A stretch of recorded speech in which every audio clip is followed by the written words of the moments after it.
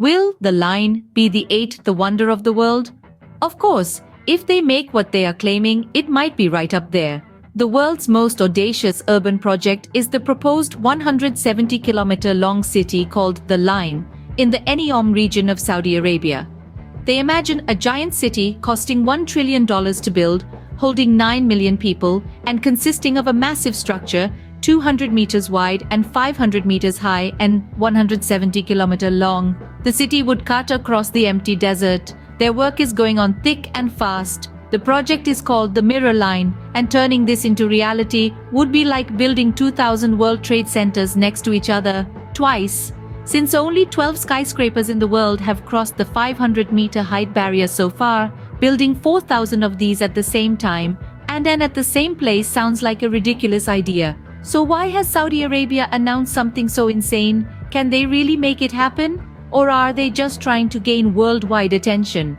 Few countries in the world can claim to have a transformation plan as ambitious as Saudi Arabia. In 2016, the kingdom announced Vision 2030, a diversification plan that would reduce the country's dependence on oil and shift the economy towards tourism, technology, and other sectors. Since then, they have revealed a master plan called NEOM, meaning New Future. NEOM will be a futuristic smart city and currently consists of 3 massive mega projects. The first part of the development is a floating 8-sided industrial complex called the Oxagon, which would serve as a port for shipping routes through the Red Sea.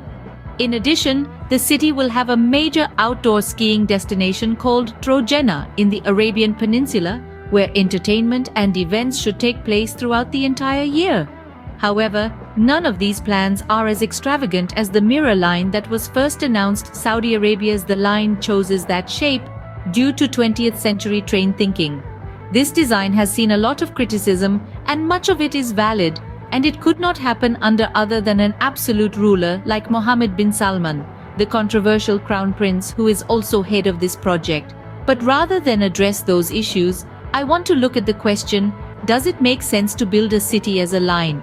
All other cities, of course, are two-dimensional on the ground, even planned cities, and grow organically to fit their terrain in shapes that are roughly rectangular or circular. NEOM says this design was chosen because it allows their transit plan, including trains that run under the city, with a special high-speed train that will traverse the entire 170 kilometers in just 20 minutes, making it the fastest high-speed train in the world. To do that high-speed rail will have only 4 stops. Other lower-speed services will also run, including transport pods that run at high altitudes, so people don't have to go down to the ground level to access transit as they do in other skyscraper cities. Their plan is to build a 5-minute city where you can get all the basics you need with just a 5-minute walk. It will also be a short walk to transit that takes you anywhere in your area or to the high-speed rail to go to other parts of the line. Not only that, their plan is also to be 100% sustainable and feature the most modern technology. Those living inside will be fed through vertical farming integrated into the 500-meter high walls.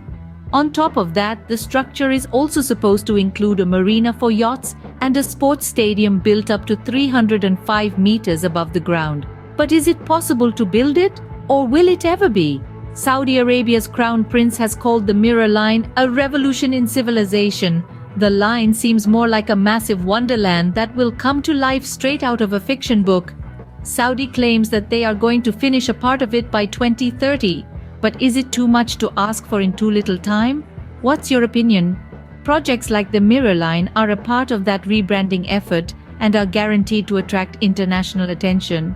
Saudi Arabia wants to be seen as a country that has much more to offer, and they want to diversify the economy towards tourism, but as of now, most visitors to the country make.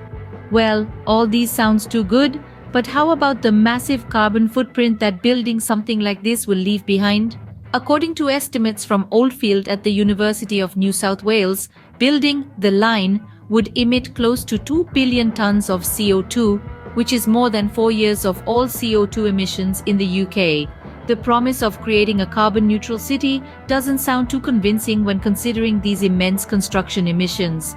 It remains an impossible feat for now, and a more realistic approach would need to be integrated. However, considering their track record and what they have been doing recently, we have to believe the kingdom and the ruler, Mohammed bin Salman.